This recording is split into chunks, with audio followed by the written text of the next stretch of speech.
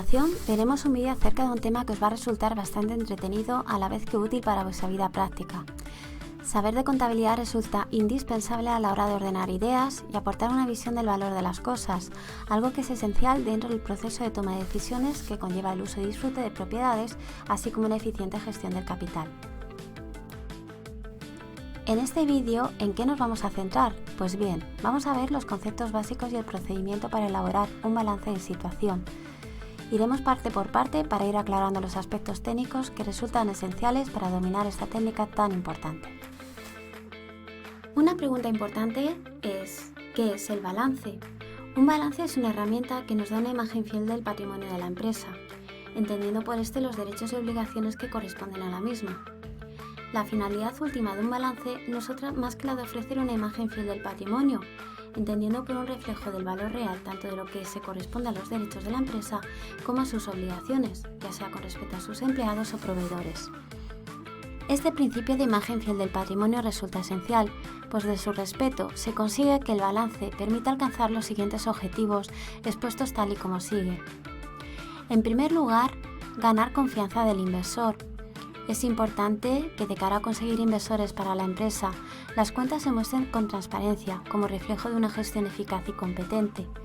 Esto es un elemento clave que actúa motivando a la vez que atrayendo a nuevos inversores, así como entendiendo que los que ya existen deben de estar informados de todos los cambios patrimoniales que se vayan produciendo en el seno de la empresa, donde claramente tienen invertido su dinero.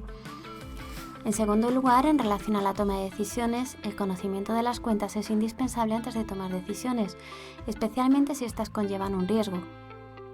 A la hora de elegir entre diferentes opciones, es esencial determinar su coste o posible riesgo, ya que las inversiones pueden afectar al estado de las cuentas. En tercer lugar, el hecho de que el balance esté bien hecho, siendo fiel a los principios contables, supone la posibilidad de hacer comparaciones entre empresas, algo muy importante de cara a la obtención de financiación e incluso su valoración en bolsa. En cuarto lugar, la toma de decisiones acerca de ampliaciones de capital, apertura de nuevas vías de negocio, nuevos mercados y realización de operaciones de fusión y absorción también se basa en una información contable fiel y acorde a la realidad. Ahora entraremos un poco más en analizar qué es el patrimonio, puesto que esto es lo que al final acaba reflejándose en un balance de situación. Ya dijimos que el patrimonio se refiere al conjunto de derechos y obligaciones que forman parte de una empresa.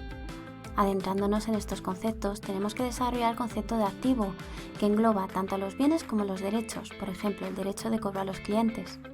En cuanto al pasivo, dentro de este se engloban las obligaciones, como por ejemplo la obligación de pago a proveedores, así como el patrimonio neto, que incluye el capital social formado por los socios de la empresa, sus aportaciones en el momento de la constitución de la misma o en sucesivas ampliaciones, así como aquellos beneficios que se reflejan en la cuenta de pérdidas y ganancias.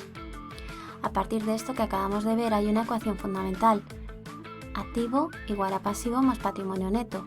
Ambas columnas han de tener siempre la misma altura, son dos torres gemelas en definitiva. Llegados a este punto, la pregunta es ¿cómo se elabora un balance? A partir de ahora hay que seguir unas reglas para ordenar los elementos patrimoniales en masas. Los elementos vienen recogidos en el Plan General Contable, que es una especie de catálogo de cuentas agrupadas por su naturaleza y que tenéis en el libro de Moodle. Las masas son los grandes apartados que veremos en el balance de situación. El activo se ordena siguiendo la norma de menor a mayor liquidez, el pasivo de menor a mayor exigibilidad. Mirando entonces las masas patrimoniales hay que prestar mucha atención a una estructura que se repite siempre. El activo tiene el activo no corriente y el activo corriente. El activo no corriente engloba los bienes y derechos que pertenecen a la empresa durante un plazo superior a un año, como los edificios solares. El activo corriente, por el contrario, se queda en la empresa durante un plazo inferior al año, como las existencias, el realizable o disponible, que engloba el dinero que tenemos en el banco en cajas. Analizando la columna del pasivo tenemos el patrimonio neto, que son los fondos propios, y luego el pasivo no corriente con deudas a largo plazo y el pasivo corriente con deudas inferiores a un año, como las que podemos tener con los bancos por un plazo inferior al año o con los proveedores. Este orden es importante que lo aprendáis. Practicaremos, os pondré ejercicios para que al hacerlos os quede fija la estructura en la memoria. Ambas columnas, como veis, han de tener siempre la misma altura, puesto que se tiene que cumplir la ecuación inicial, la de activo igual a pasivo más el patrimonio neto. Aquí tenéis los elementos y masas patrimoniales del balance a modo de resumen. son todos los elementos posibles de clasificación en las masas patrimoniales que hemos visto. Os recomiendo que reviséis el libro de Moodle y que empecéis practicando con el ejemplo de clasificación de elementos patrimoniales que os ponga al final del apartado relativo a balance y situación.